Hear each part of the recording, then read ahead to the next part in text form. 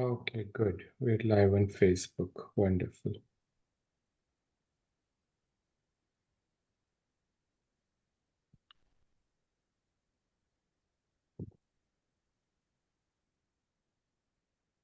Yeah. Okay. So let's start. Yes. And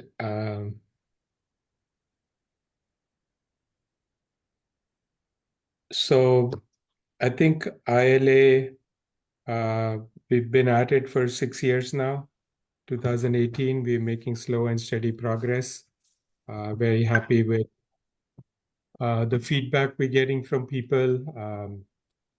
Everybody is appreciating that we kind of have an industry body. A lot of work needs to be done, obviously. But the best thing we have going for us is that we're very stubborn people. And so we're not going to give up no matter what. So we'll carry on building city by city chapters and then doing these conferences. And then we post everything on YouTube after the event is over and it stays on YouTube. We have a channel on YouTube. So the topic today is why the laws of India have made sure that the poor get no justice. I know it's a pretty aggressive topic, but the problem is aggressive. So we figured we need an aggressive topic and just deal with it head on. Um, so, um, anybody have any ideas about the topic? Yeah, hi. Open for. Sorry. Go ahead, I- Phil. so I was saying, it's a pretty interesting topic and something very, very relevant in today's time because how the last 10 years, 15 years, the legal profession, especially the disputes, have shaped up. That certainly only the people. Continue. Hello. Yeah, Durga, you'll mute people that are not the speakers. Yes, sir. I did that. Yeah, go ahead, Sumit.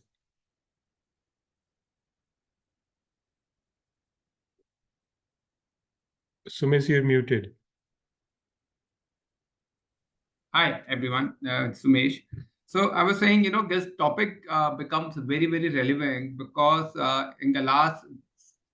typically in the last 10, 15 years, the legal system has evolved, I would say, and it has moving to a stage where the disputes or any litigation is only for the rich and the poor or anyone who doesn't have access to great funds. And one of the key reasons, I would say, there are a couple of instrumental reasons. First and foremost, India still following the law of lawyers not working on a success fee basis.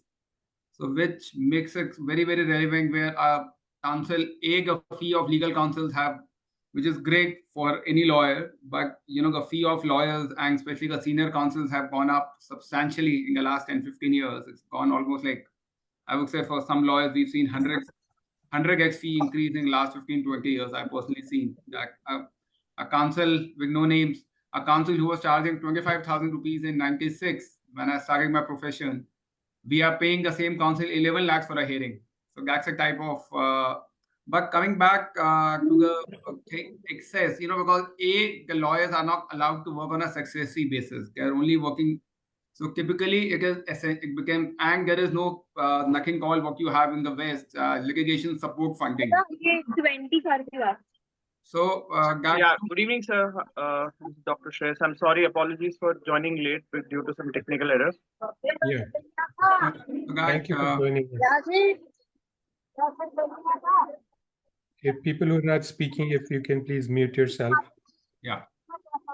So that two things have made the system pretty lopsided in favor of the rich because only if you can afford to pay the fee of a lawyer, and especially because if you want a good litigation lawyer or a dispute lawyer who are very expensive, then only you have access to them. So we've lot of times we have wonderful cases. We've seen but the other side cannot afford the best counsel available. So they are not the best representation happens. And then, of course, as I said, the lack of any, even, there is also a thing of legal aid typically there is a legal aid system, but it's not very robust because lack of lawyers, any person having access to working with a lawyer on a success fee, the fee of counsel being very expensive, and then very fundamentally there is a whole concept of a legal aid. Although it exists, some people do get benefit, but it's very because very few people, I would honestly say very few lawyers do, because of lack of their time or being very busy, they don't contribute. They're not able to get too much matters on a legal aid basis. That is something as a government or a exercise has to open up, where the poor or the marginalized get access to great lawyers because if every lawyer would start taking up a few matters on a legal aid basis, that would to a long extent, to a long way, help address this issue.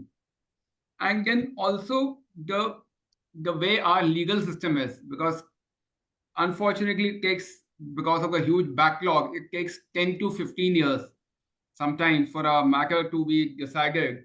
And especially if a person, even if he has a great winning case, and we've seen a lot of times where a person says, we don't have the financial resources to fight. Because if a person knows I will be paying a legal fee for the next 15 years without actually seeing any results, or even if he knows I have a winning case, so get back out. They would typically, even in recovery cases or even family settlements or even large accident claims, a rich man hitting a poor man with a car, the poor man will take any compensation and say, okay, let it go because I can't fight this person. Or likewise, so I think the whole system is, because of these 4 or 5 reasons, is very much lopsided in favor of a person who can afford the best legal representation. And government, I think we as lawyers, the government, the bar council needs to wake up and frame some rules where the poor also get equal representation. Right. So human beings first stepped into India 75,000 years ago. We're one of the oldest civilizations in the planet. We had the best roads and plumbing in 3500 BC, 5,000 years ago, or close to that, Mohenjo-daro and Harappa. And we were the richest country from year 1 to 1750. But what is so wrong in our country right now that we cannot figure out this kindergarten stuff, that the poor of any country only have access to justice if lawyers are allowed to work on a success fee basis? What are we waiting for? Does Pakistan have to invade India, or India has to have a war with China, or certain states of India have to leave India? Or what are we waiting for? Why is this such a big deal, Dr. Vyas? It's a reverse psychology. The regulation was made that lawyers should not benefit or take advantage by taking a profit share or a fee share of the spoils. But And nobody in the it's become room, counterproductive now. and Over the years, nobody it's in become the room counterproductive. had brains to say it's good if they have a profit motive. Then the poor will get justice. Dr. Vyas, what's going on?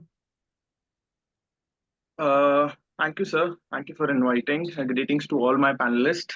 Sir, this questions reminds me of something very interesting anecdote, which I interacted with one of the very senior official of police department, and as an intern, I was working with the State Human Rights Commission, and then we interacted him, and then we put up this point that, sir, why there are so many human rights violation case against the police officials. I think my co-panelists will agree that across the states, and if we see the National Human Rights Commission and across the jurisdictions, sir, he said it to me in very subtle way. He says that, look, we cannot bring police officials from some other planet. And if you think that police officials are wrong, then it is because the society is not that great, sir. And as you were asking, sir, question, with regard to if we see our old civilization, and which we are proud of, that we are inheritance of Mohenjo-daro and all those things. And even if we see the Indian philosophers, so I believe the intent is not that great. That's I'll put it in a very straightforward manner, that whether do we have an intent? Right, sir. So, for example, I'll give you a very simple example. I think all of us are having housemates. All of us are learned in our legal profession. Are we giving them adequate pay, or are we giving them the holiday which they are looking for? That is something, sir, we need to answer at some point or the other.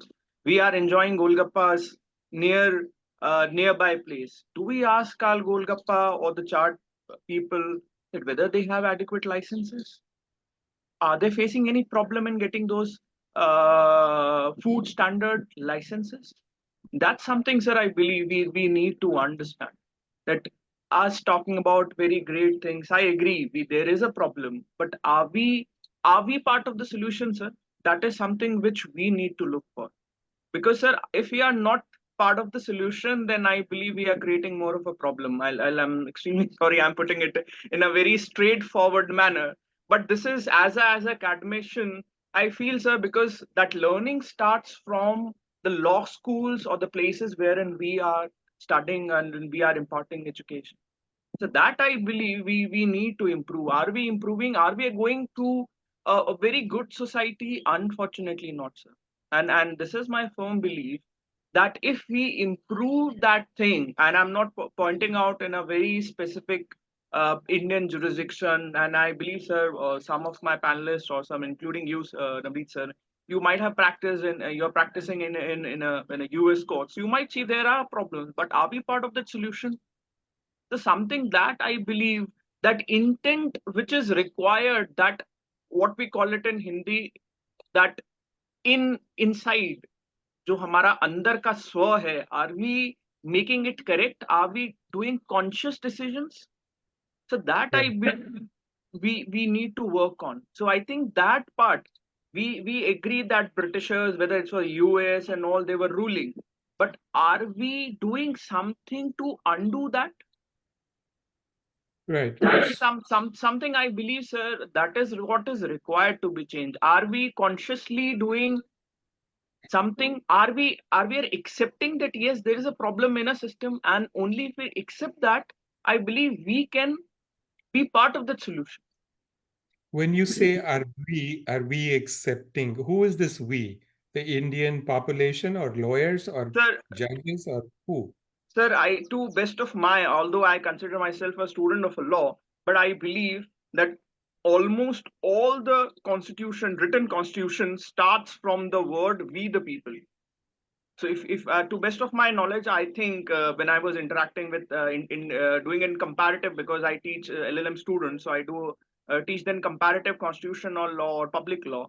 And then that discussion, sir, came up that more than 100 countries have the first three words where the preamble or the introduction of the constitution starts with, it says "we the people." So are we, sir? We are not. It's not about me as an individual. It might not be with the individual like any other. We all have the same equal right, sir, to vote. It's up to us whether we want a good society, what we are leaving for our next generation. That is something which. So Prachi, I have a question for you. Dr. Vyas talks about we the people, that we the people should take the initiative to fix all this stuff. But don't you think that in this 1.4 billion we the people, 1.5 million lawyers have a little higher responsibility to take ownership of this system, and the judges and the court systems and the government? Don't you think we realize what's going on, that the poor have no access to justice because for whatever reason, right or wrong, success fee lawyering is not allowed in India? And even if it was put in a wrong way, or maybe an appropriate way in 1947 or whenever this system was put in, is the duty to change it, isn't it on us, the lawyers? Thank you, Mr. Chugh. Good morning, everyone. Yes, very rightly put, sir. And since I practice in the lower courts, I can vouch for this. So there is one thing called social justice, and there's another thing called legal justice. So what Dr. Vyas was talking about is more about social justice. And when we talk about lawyers' responsibility in this, I feel the laws are equal for everyone. The laws are drafted very well. There is no problem with the laws because the law never differentiates. It's the implementation of those laws and the people who carry forward that law, that's the problem. So now legal aid has been set up, as Mr. Diwan said, the legal aid is there. There are public defender offices also. So systems are in place. It's how the poor are able to access those systems and how lawyers are able to guide those poor people to those systems is the issue here. So many times when we sit in the courtrooms and if any accused is produced, I have seen all the judges. In fact, I would say they're doing their jobs very well in this regard. They do ask the accused if he's not represented by a lawyer, that if he wants to be represented through the legal aid. And if he says yes, then he's an application is forwarded and a lawyer is made available to him. It's the problem that starts after that. So although a legal aid lawyer is representing the person, whenever the family goes to visit, because the accused is already in the jail, so he can't visit the lawyer. So the family members come and visit. That's when the problem starts. As although these lawyers are working for the legal aid, they start demanding money, which they are not supposed to do. And the reason for this, because they are not paid adequately by the legal aid departments, the legal DSLAs. So I think if that remuneration is increased, or if those, let's say the law firms, which are doing very well, if they start doing pro bono work, unfortunately, it's always the lawyers who are not earning very well, they go to the legal aid because they feel they are getting some work. It's, it's like it's getting in the resume that they are doing this kind of work. But the good law firms, the law firms which are already, they are not into pro bono work at all. So at least if they start putting in their shares of, taking up some cases on a yearly basis, that would really help the judiciary. It would also help the legal aid to represent these accused better and maybe have a better remuneration for these lawyers. Because that's when even the poor feel that why should they approach the legal aid when they are obviously going to pay the lawyers who are probably not of that caliber. So then they resort to maybe selling the properties or getting money on interest and going to the better or the more reputed lawyers to have them represented. I think that is the problem. So one thing would be lawyers can advertise themselves, get themselves seen by the people instead of just having this. Most of the lawyers who are there, they are through acquaintances or some kind of labels that are put on their offices. But yes, I feel the laws are adequate enough. I have no problem with the laws. It's the implementation that goes a long way to give access to the poor people. Right. In 1776, United States declares independence before the British even leave. The US way of doing things even 248 years ago, that just declare it first and then we'll do the fighting. And then the Constitution starts to be written. And there's massive debates when the Constitution is written. And James Madison, one of the 7 founders of United States, he's put in charge of the Constitution. And if you have not read his life story or something about him, then please do. He's one of the most fascinating people in the planet ever. United States was the first country that in 1788 set up the presidential system of government. And these 7 founders were in their 30s, had never held a job in the government as such, and it's a new nation. They're fighting, and some of them were in the army and the George Washingtons of the world. But James Madison, the most interesting thing about him for us lawyers is that when he started writing the Constitution, his first rule was underlying the entire philosophy of the US Constitution and James Madison's philosophy. His first rule was every human being acts in their self-interest.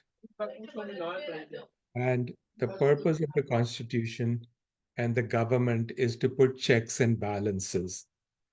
Now, if you ask me what is maybe the biggest thing that we need to fix in India is that we realize maybe that every human being in the planet will ultimately act in self-interest.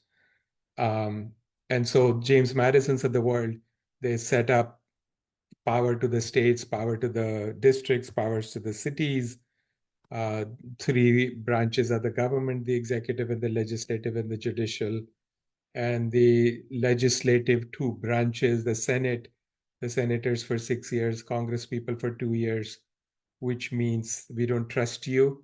As soon as you become a member of parliament, you're going to start acting in self-interest and you'll forget about the people you represent. So we're only going to give you a 2-year term. And remember, this is 1780. There's no planes. So these people that represent the constituents, by the time they get back home, maybe it takes them a month. But in 2 years, they got to run again, right? There's no internet, there's no telephone, there is no television, there's newspapers. But so with the 2-year Congress, House of Representatives, 6-year Senate, the judicial overseeing the legislative, and the executives overseeing the judicial, the executive appointing the judges. And so there's so many checks and balances that somebody once told to James Madison that, hey, with all these checks and balances, just because you're a paranoid person, you feel that every human being in this planet is going to act in self-interest. And as soon as they get into power, they become a member of parliament, their self-interest will now have power and they'll get even more abusive. And God forbid 10, 15, 20 of them get together into a party, into a gang, and form a majority. The tyranny of the majority will ruin the lives of the minorities of the country. So somebody argued with him that, hey, if we're going to do so many checks and balances, the government will not be able to work. And the answer of James Madison was, better that if the government is unable to work, than have tyranny, have a majority rule, and the minorities are not being listened to, and there's no checks and balances. So back to my point of, if there's one thing that I think we could fix in India, is from an overall holistic 360-degree, 40,000 feet point of view, the minute we set up police to take care of the citizens, that very second, we need to set up a department that polices the police. If we set up a police and we don't set up a policing the police department, we're in trouble.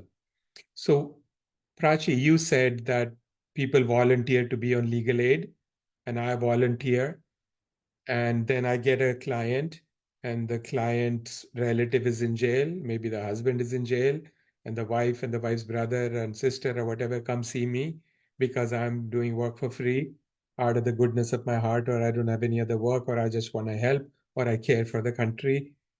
And when these people come to me, I charge them, right? So what I just did is what James Madison warned us 250 years ago, that expect Navneet to act in self-interest. But where is policing this rule? This, if I'm going to do free work, if I'm going to charge, the penalty should be so severe that I should be forced to share the jail cell with the person I was protecting. But we're not going to do that. If we're not going to do it, all these rules have no meaning. The 50 states of United States, for example, all have a state bar licensing authority. And if California has 195,000 lawyers, every year the State Bar of California gets about 195,000 complaints. Not one per lawyer, but maybe some lawyers 20 per lawyer. But there's 195,000 complaints. And the State Bar of California looks at each and every one utterly seriously. They send a letter asking what's going on. We've received a complaint. What's your answer? And the lawyer has to send an answer. And then they investigate and they ask for proof. And if they're not happy, they ask for documents. They ask for hearings. And when they find out wrong is happening, they suspend these lawyers.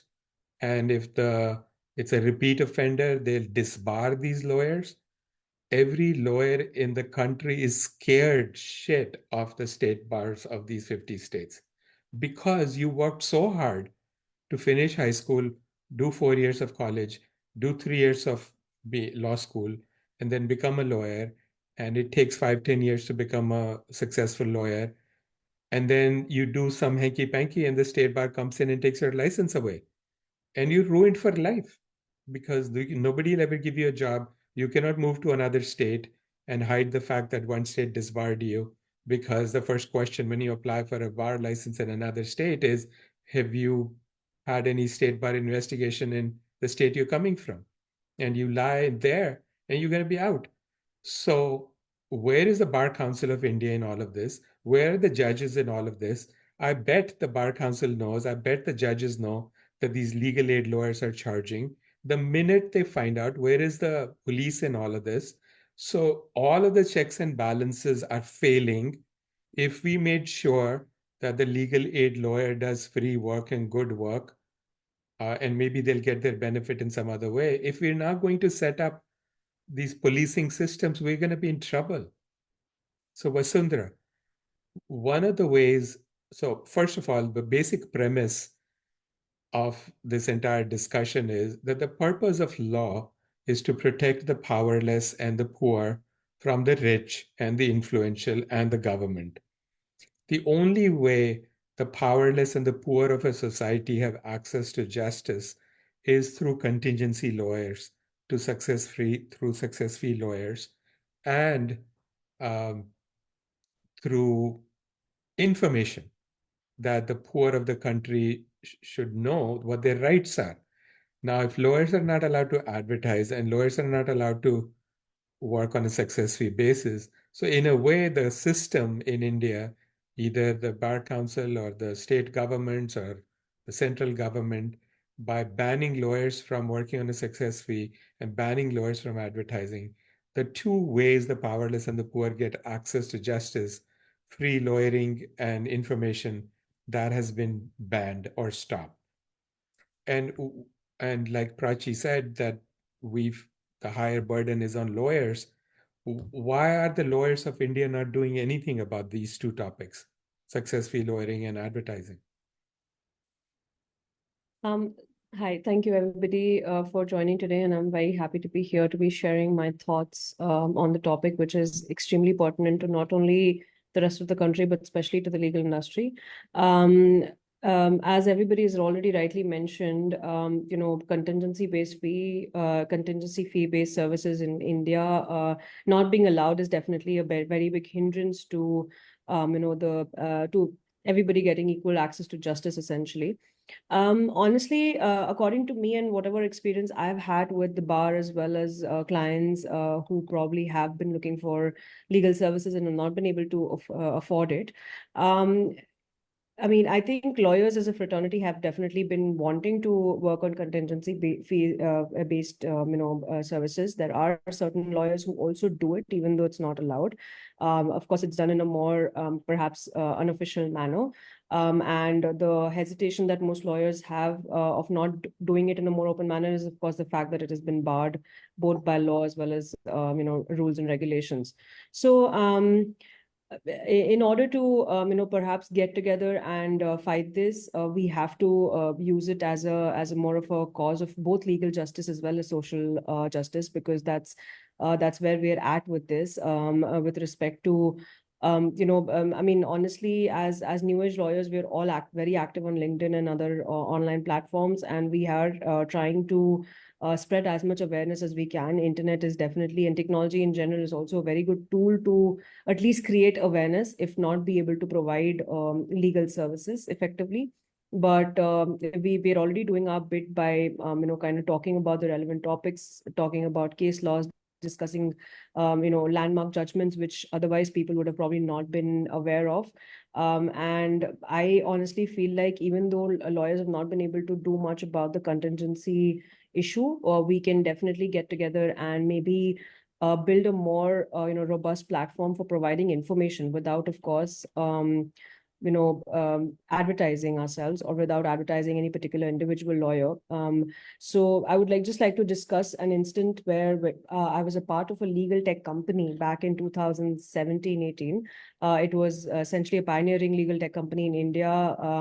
We were connecting, like our motto was connecting clients to lawyers. And what we used to do was, I was a co-team member there. So what we used to do was enlist lawyers on the platform and kind of mention their specialization, their fee quote, and their ratings and reviews and all of that. And any individual or company could log onto the platform and contact the lawyer and connect to the lawyer directly, and hence get legal services. So at some point in time, we did get a notification, in that period of time from the Bar Council, and we got a call as well, kind of asking us to shut down the company, because what we were doing was essentially helping lawyers advertise, even though lawyers were not advertising themselves directly. And we had till, in a period of maybe 2 years, we had helped over 50, 60 individual litigants, and we had worked with over 200 corporates, and, our numbers were great, but we had to kind of pivot our business into a different model because of this issue. So definitely this issue is something that needs to be dealt with, and unfortunately, the legal fraternity, which is supposed to be the strongest fraternity, as one of the strongest fraternities as far as a profession is concerned, has not been able to move that in the positive direction, because I only see benefits out of it from both ends. From the client end, as well as young lawyers and lawyers who are not, like Ms. Prachi said. Only lawyers who do not have a lot of work, or who do not have a lot of means of getting work, tend to end up at the legal aid, and tend to end up helping people who kind of need pro bono services or legal aid services. So we definitely need this lawyers and the bigger guns in the fraternity to be pitching in. And of course, I think all of us are going to be more than happy to support in whichever way possible. When the Bar Council of India sent you a letter when you were working at this tech company, linking lawyers to clients, did you respond back to Bar Council of India and say that for what the Bar Council is asking you to do is unconstitutional, because Article 19 says there shall be no restraint on trade? Did you send them a letter? We did kind of, try to speak to them and try to, we also had a discussion on where we tried to explain the technology aspect of it. We were obviously not so blunt with them, but we tried to explain that we are not trying to advertise or promote a certain lawyer. We're only listing them. It's much like a yellow diaries, or like a yellow pages, which exists, and it's like a directory. We're not trying to. The Bar Council on its website has information of all the Bar Council enrolled lawyers, right? So that was our defense. But I think we were also private company. We were funded by private investors. We had some VC funds, invested, and they kind of backed off before we could fight our rights through it. So we had to pivot and change our business model, unfortunately. Right. We were able to fight the British and with lathis and non-violence and hunger strikes, but we're unable to convince the Bar Council of India that what the rule they've set up is unconstitutional. And what the Bar Council of India is doing, their rule itself is unconstitutional, and we're unable to convince them, I suppose. So, Arindam, what's going on? What do we have to do? Their legal aid is not working. The large law firms, the rich lawyers are not willing to do legal aid work. The government won't let us advertise. The government won't let us take matters on a success fee basis. And so, Arindam, the question I have of you very specifically is that I've spoken to judges in India, and they tell me that, oh, what do you mean lawyers are not working on a contingency basis? All of them are. They just don't put it in writing. And we know that. Is that true? I don't think it's true, but the reputation certainly plays a big role. we find out good lawyers from reputation, from speaking to other people. So they are not really advertising their work. Or when we go to court, we see how somebody is performing and we give work to him. So I think that is how the system works. System of giving work But works. you go to court, the poor people of India, which is what, 1 billion out of 1.4 billion people, they don't go to court. How are they supposed to find a lawyer? Yeah, so I mean, as Vasundhara was mentioning, I mean, a YOLO page or any form of publishing tool where at least people's biodata or credentials are provided without advertising, without speaking highly about them or anything of that sort. So even a repository of that sort would be extremely helpful for people. And see, we are actually discussing a very interesting topic and a very useful topic, but we have to see this topic in the context of the country, its demography and its people. See, we are 1.4 billion people. Probably 70% of that are poor and illiterate. So the magnitude of people that we are dealing with who are not getting justice is extremely high. 1 billion. Yeah, sorry. 1 billion Yeah. out of 1.4. Yeah, right. About 1 billion of 1.4 are poor and they're illiterate. So it's extremely difficult for them to, approach somebody to get justice. And, all the issues have been pointed out by my fellow panelists. I mean, delay in the justice delivery system, high cost, lack of awareness on the part of the people. I mean, that deters them from finding out whether legal aid is available, what kind of legal route they should take. So the problem is certainly a huge problem and a very complicated problem. What we can do is probably set up a very robust alternate dispute resolution method. I mean, given the pendency of matters in various courts, if every matter goes to court and has to follow that path, the system will never probably get corrected. So a very robust alternate dispute resolution method where two parties can come and they can settle, that will, I think, play a big role in providing justice. This pro bono and low bono work, and here I think lawyers and big law firms certainly have a role to play. And the Bar Council actually can make a regulation that say maybe 2% of your cases should be pro bono, low bono. I mean, something of that sort. Also, the National Legal Service Authority is there, NALSA. That's an alternative dispute resolution panel where Lok Adalats are created. But I think this part is not well funded. So a lot of funds are required through which lawyers can be paid to an extent, and they also feel encouraged. So see, in India, 2% of the corporate profits goes to a CSR fund. And there are various activities which are nominated as corporate social responsibility. So a legal aid can also be brought within that purview. And then corporates can donate to legal aid funds and any organization that is catering to that kind of service. So yeah, so these are my broad thoughts. Right. So Jay, a friend of mine, his father was injured in a car accident and badly. And I asked him, so what happened? So he told me about the accident and he was severely injured, his father. And I said, did you file a lawsuit against the person who hit your father's car? He says, yeah, we did. And I said, what happened? Did you get some money? He says, yeah, we got money. I said, did you get a contingency fee lawyer or did you pay? He says, no, I hired a lawyer on success fee. I said, but it's illegal. He says, yeah, but he said that he will not charge us. And I said, so did you ask him what you'll pay. He said that the lawyer told him that let me get some money and then we'll talk about the fees. I said, okay, so nothing in writing? He says, no, nothing in writing.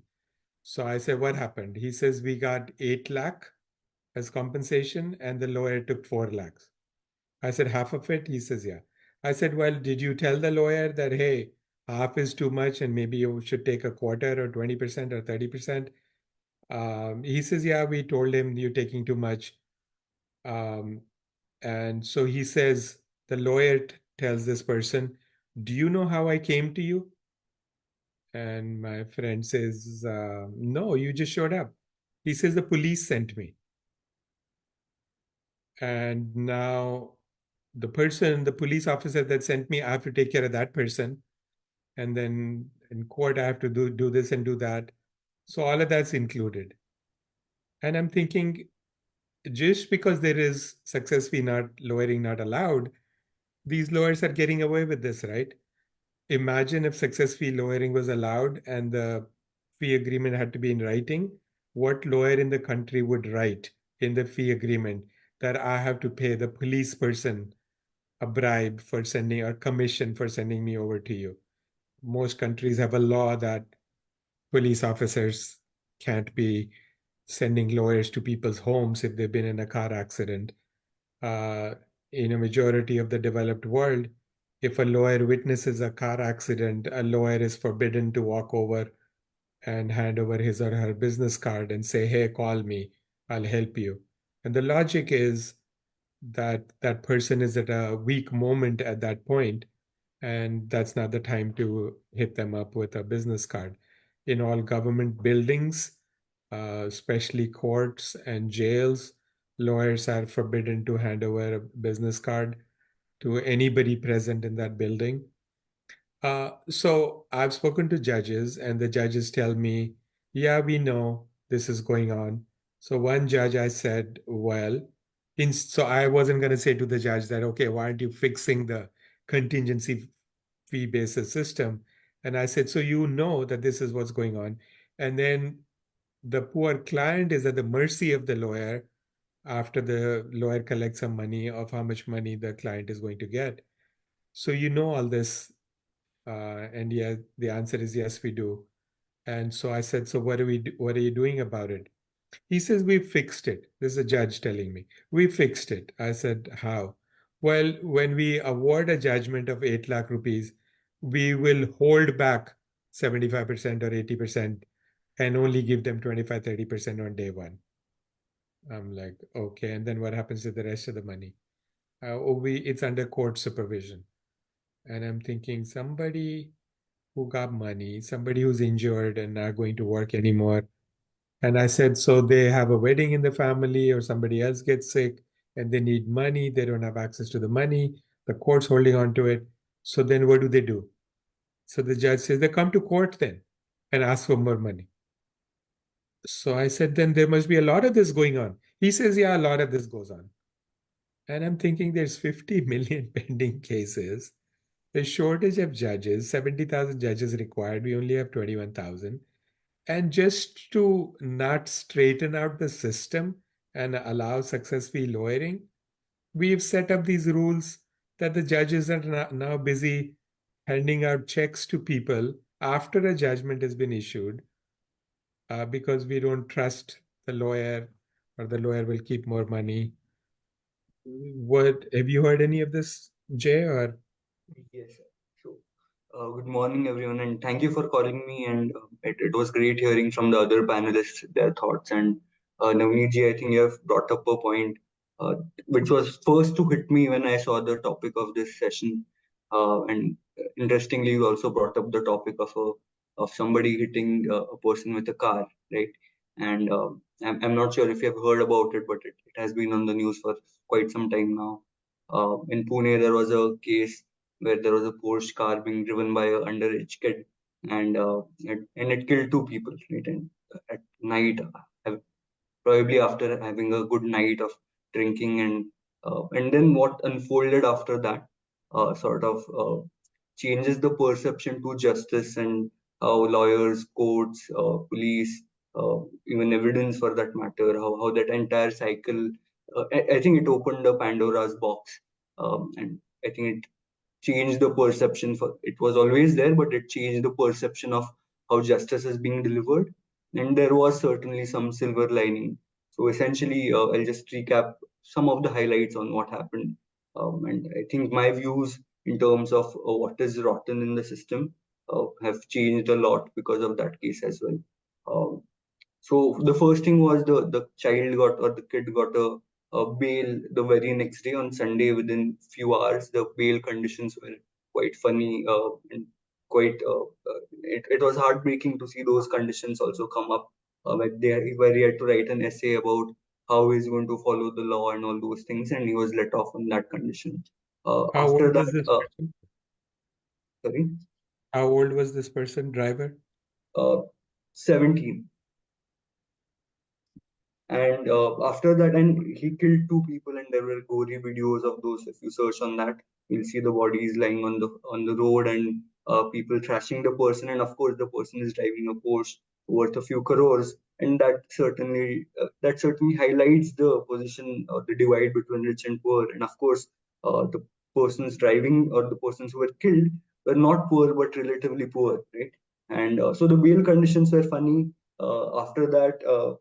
The police and the way they treated that person because he was rich was quite different. The local politician showed up at the police station within minutes of the incident happening. The parents were well-to-do from real estate business, and so there was a driver sitting in in the passenger seat. The pressure that went on the driver also came to light. Blood samples were taken. The hospital folks who took the blood samples right now they were also arrested later on, but there was a change. There was a change in the blood samples, and it turned out to be the mother's blood samples that were changed, and so on and so forth. So I think like the Midas touch, where it was a boon, but it turned out to be a curse. Everybody who was touched by that case was arrested or was under scrutiny, right? And that sort of shows the extent or the depth of corruption and how rich or how money can change the way justice takes course.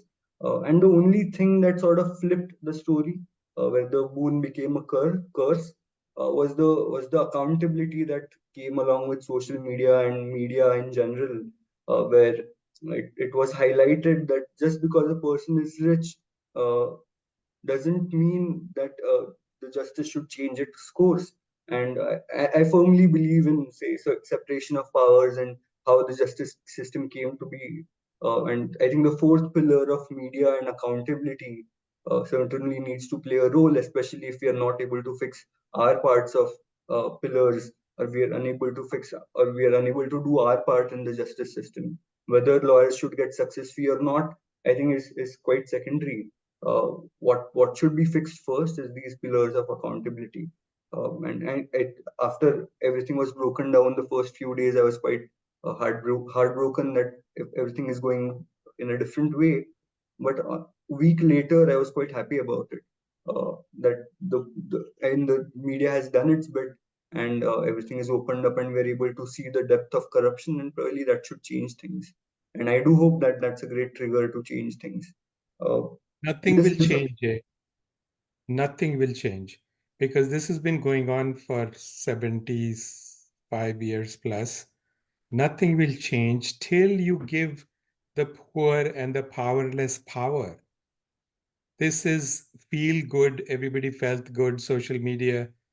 And I know nothing about the story, but I can imagine what's going on. Social media is causing a lot of chaos. People are getting arrested at the police station or whatever, and the hospital people and the politician's name came up, whatever. But nothing is gonna happen because there are no lawyers working on a success fee. Imagine this happening in a developed world. The 17-year-old kid would be in prison for several years, and the rich parents of the 17-year-old kid would have to pay millions of dollars in fees and judgment to the families of the 2 people that died. And $10 million would be paid in a developed world, and the lawyers would collect 1/3 of it. And the lawyers would foot all the expenses of medical research and whatever evidence and this and that. The poor wouldn't have to pay a dime. So a not very rich person in US, for instance, got a $80 million judgment against president of the country for defamation and rape. $80 million. Why? Because you think she paid the lawyers anything? Zero. And she has 50 lawyers working for her. And then Trump and company filing an appeal. So the contingency system, the way it works is we write a letter to the opposing side and say, hey, you owe my client X amount of money for XYZ. And based on the letter, if the other side pays, we take 15%. If we file a lawsuit, we take 25%. A few months before trial, because a lot of work has to happen before trial, 3-4 months, the fee goes up from 25 to 33%. And if there's actually a trial, the fee goes up to 40%. After we get a judgment, if the other side files an appeal, the fee goes up to 50%. So whatever this group of 50 lawyers that are working for this woman, and Trump will ultimately pay either 80 million or 70 or whatever, and the Trump's going to file an appeal. And while the appeal is going on, the $80 million is collecting an interest of 10%, $8 million a year. So by the time they file an appeal in appellate court and go to Supreme Court of the state, then to go to the Supreme Court of the country, maybe 3-4 years have gone by, the interest alone will be 32 million.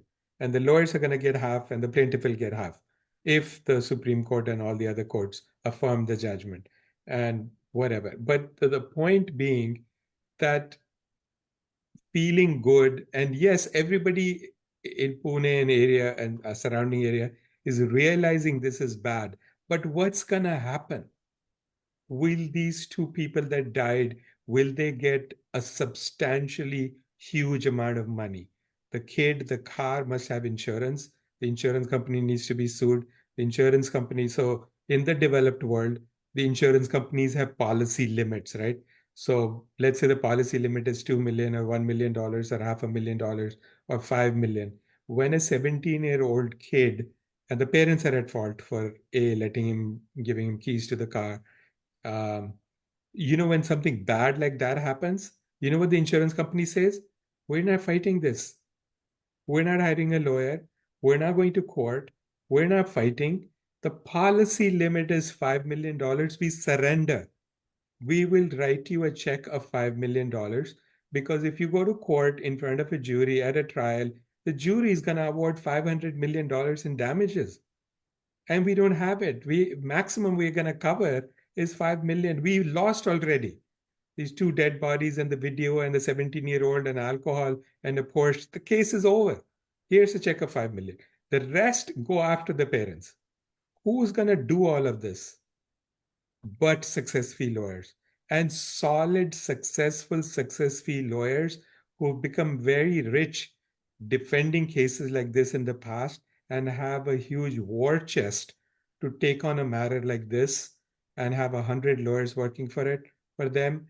And when a big law firm like that, not the corporate law firms that we all know about, they don't do this kind of stuff, but these personal injury plaintiffs law firms, the good ones, the insurance companies and the defense side on the other side are scared of these personal injury lawyers because of their history and their experience and the billion-dollar judgments they've received in the past.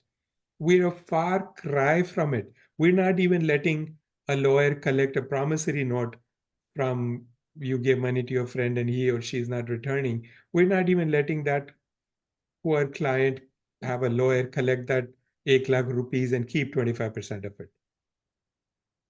So, Pallavi, what's your take on all of this?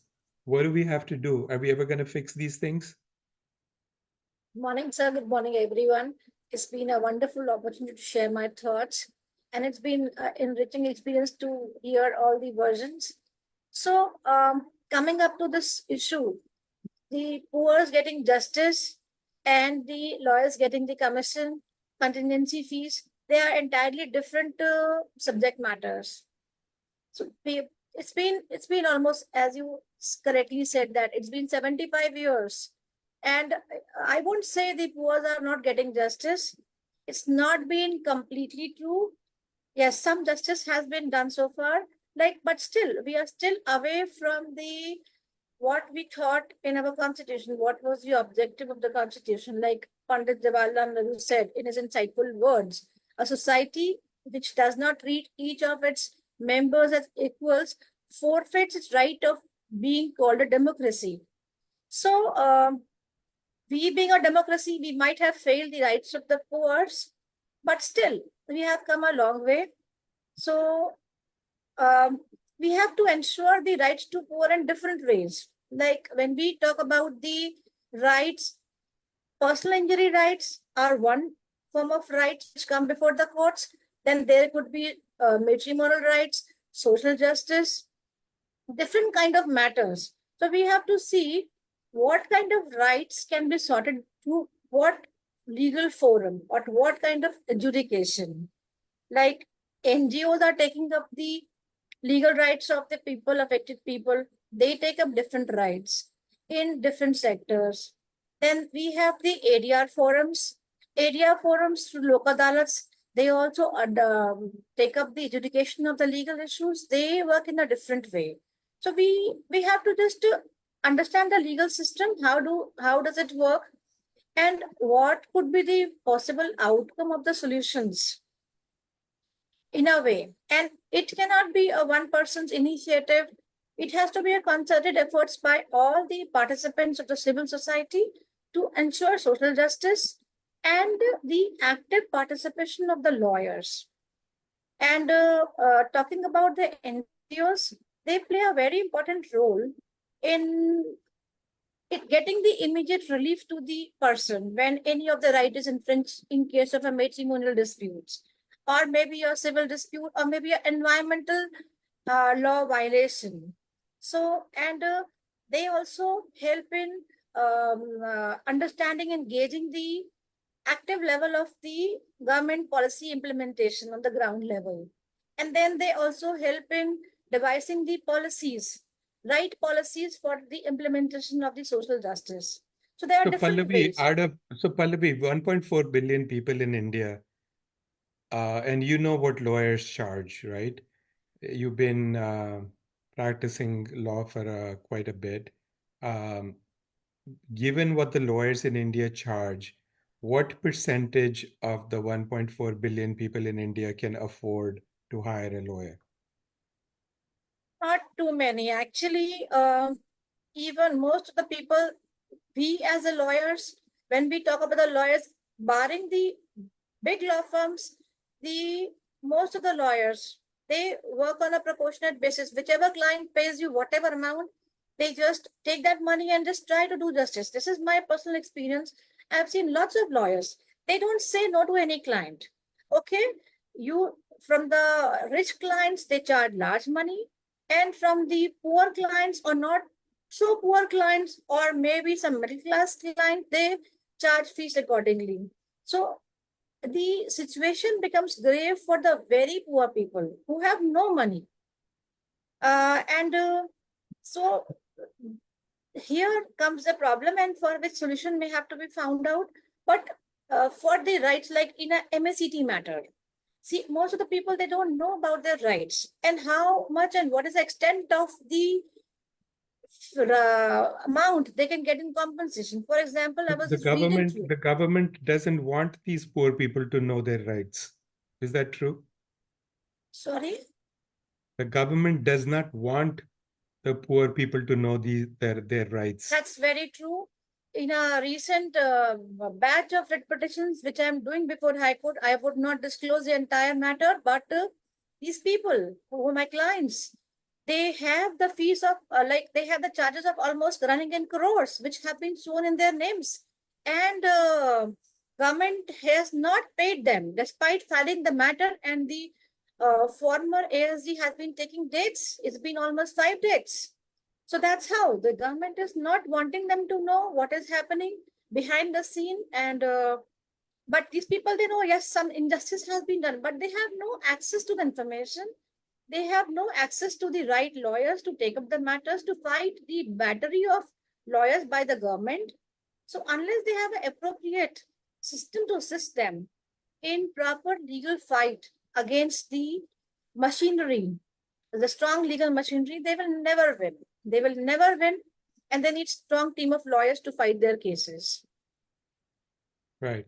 So Jay, I didn't let you speak after your sharing with us a very good point. But what is your opinion of why the big corporate law firms of India, they're not now, if you look at the developed nations around the world, let's say the top 10 developed nations in the world, and you look at any large law firm of that country and look at the bio data of any lawyer on their website, you will see name of the lawyer and a picture and what kind of work do they do and what law school did they go to and what was their undergrad law school and the extracurricular activities they had. And at the bottom, you will see their nonprofit involvement. It's unlikely that a partner at any large law firm in any of the top 10, 15, 20 developed nations, I would bet my life that they're involved in a nonprofit organization on the board, helping raise money, doing pro bono work. You can't become a partner at a large law firm in the developed world till you're doing some pro bono work. So what's up with the large, very rich law firms in India where they're not encouraging pro bono work? So probably I think the perception towards doing pro bono work needs to change, and that has changed for other countries. But in India, where in the kind of lawyers that have come up, I was reading a critique about uh, how the Indian lawyers are coming up right now. So somebody posted that the New York bar takes 2 days, 6 hours to get through, whereas in India the bar exam is probably a couple of hours, an open book test, and then you get in. But I think the barrier to entry in India's bar, if you look at the fees right now, and there's a case which has gone through where some of the states are charging 45,000 rupees to a lawyer to get enrolled in the bar, and the kind of lawyers that then get enrolled and then do the work, and the lawyers that do actually make it to the big law firms and want to make money out of it. I'm sure the mindset at that point, by the time they reach those law firms, is not towards giving back to the society, but taking the most out of the society. I think it should start with how lawyers are trained in India, and I think that's where the issue is. And I think there are law firms and there are partners who would want to do pro bono work, and some of them are doing it, but it's not towards the poor, but it's towards development in spaces. And I think one of the areas where we have seen change is uh, use of technology to reform the judicial system, and we have seen funds and incentives to come up with legal tech solutions. And one of those which I really liked was uh, online dispute resolution systems, and the funding and the initiative that was given to those by even the bigger law firms who came up with seed funds for those, and then eventually support from the government, and lok adalats being held in online dispute resolution forums, and speedier justice, cheaper justice, using even technology to do it. So I think there is a focus on how uh, law firms or richer law firms or corporates are trying to uh, help justice or speedier justice, but it's not the angle of giving back to the society, but trying to reform the delivery of justice itself. And yeah, I think it should start from the basics of how a lawyer comes up or how a lawyer is trained in India. Right.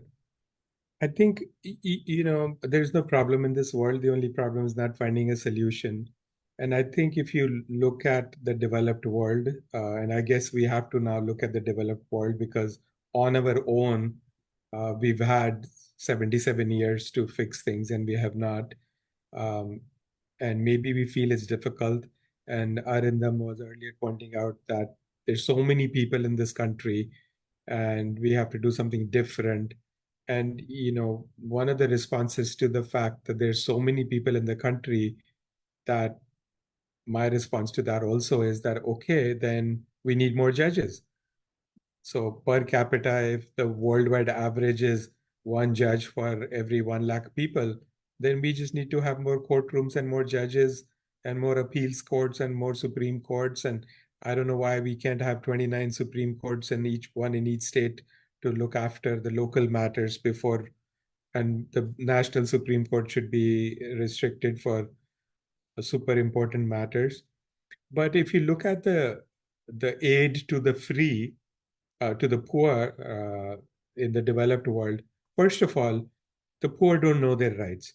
So massive advertisement happen, and the lawyers advertise. In order to get their business, lawyers will put up big billboards that or put ads in newspapers that if your employer is not paying you, please come to us. We will not charge you. We'll file a lawsuit against the employer, and whatever we collect, he will give you 75% and we'll keep 25. And there's, a million employment lawsuits going on at any point in the developed world. And the wage theft, I don't have the statistics. I will look one day as to what the wage theft in India is. But my guess is that it's a very large number. People not getting paid for meal breaks, rest breaks, and overtime, especially, and other benefits. But I think for the poor, first, the advertisement. Second, lawyers working on a success fee. I think the Indian entrepreneurship is in the Indian blood, as we now see what's happening since about 1995, the advent of internet, of how many internet technology companies have been started in India. And you just see how the food delivery business is happening in India. And I think if lawyers were allowed to practice law and charge fees based on success, I think the entire country would change within a few months, because nobody would put up with any drama. And if a rich person is not paying your wages and a lawyer is willing to file a lawsuit for free, then you would say, hey, I need justice, right? If you see, Indians are not necessarily less tolerant or more tolerant than any other human race. So we're not going to put up with it. But we don't have the power. The poor don't have the power. And the poor don't even know the rights. So furthermore, the poor in the developed world have a plethora of safety net, of access to lawyers. There's public defenders throughout the countries that work for free, that the government pays them. So in the developed world, you'll see a prosecutor, an employee of the government, charging somebody with murder, and the alleged murderer, not from a rich family, doesn't have money, says to the judge, I don't have money for a lawyer. So the judge appoints a public defender, another employee of the government. So here's an employee of the government charging, here's an employee of the government defending, just so we have justice in the country and we become and stay a country of law and order. Then cities have these free legal aid clinics and organizations. The districts and counties and states have these legal aid societies that are funded by the government.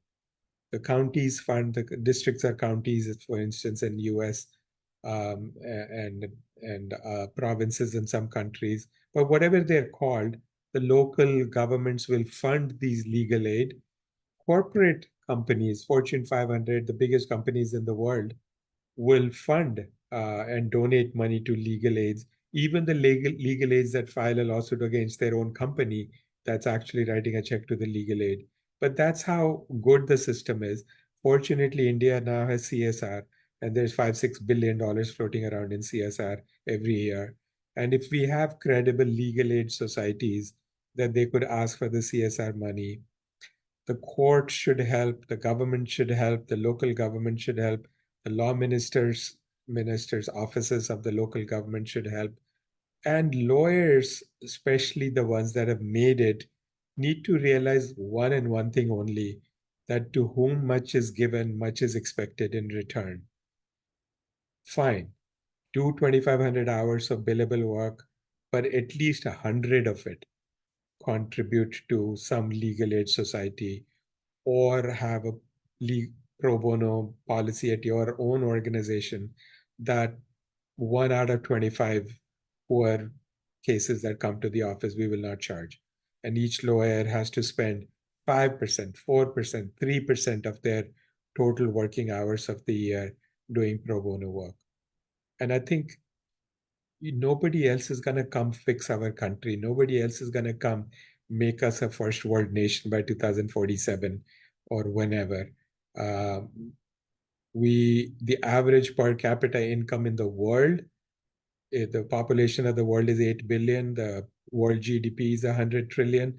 On an average, every human being should be making $18,000 per year in income. An average income for an Indian person is 3,000. We're 15,000 behind. We're only getting about 20% of what we're entitled to on a per capita income basis for the world citizen. 80% of the per capita income of an average Indian is being cheated. And one of the reasons, I don't know what percentage is we can attribute to this, but one of the reasons is that 95% of the country people in India don't have access to justice. With access to justice comes equality, comes fairness, comes money, and some equality, right? And so I think everybody would agree that this is stuff we need to do. What we're unable to agree on or do anything about is that the burden is on us lawyers. Don't expect the judges to fix this thing. Don't expect the law ministers to fix this thing. Don't expect the Bar Council to fix this thing. The 1.5 million lawyers of the country need to take this. This is our battle. We need to have our industry body, Indian Lawyers Association, or any other you want to start, but we need to say, take charge. And like John Kennedy said, ask not what the country can do for you, ask what you can do for the country. The 1.5 million lawyers are relatively poor of what we're entitled to because our hands are handcuffed. We're in prison. We got the country independence. The lawyers of India got the country independence. Gandhi and Nehru and Jinnah and Sardar Patel and everybody were all lawyers. But lawyers are still in prison. We need to take the responsibility to get out of the prison and make noise till we're free. And we're allowed to advertise and we're allowed to take matters on a successive basis. And this restraint on trade, the Constitution, Article 19 says there shall be no restraint on trade. Unfortunately, the biggest restraint on trade in the country is on us lawyers. And we're supposed to protect the country. Why are we putting up with this? We can't. Thank you so much, Arindam. Thank you, Prachi. Thank you, Dr. Vyas. Thank you, Sumesh. Thank you, Pallavi. Thank you, Jay. And thank you, Vasundhara, for participating. Really, really appreciate it. And let's carry on. Let's spread this word. Let's make noise. Let's form local organizations. And let's not put up with this. Too much at stake here. Thank you so much. We'll see you. Thank you very much, sir. Thank you. Thank you. We'll see you 2 weeks from now. We have a webinar on the new criminal law that's been enacted in India and its impact on lawyers and courts and judges. So we'll see you then. Thank you so much. Sure. Have a good day.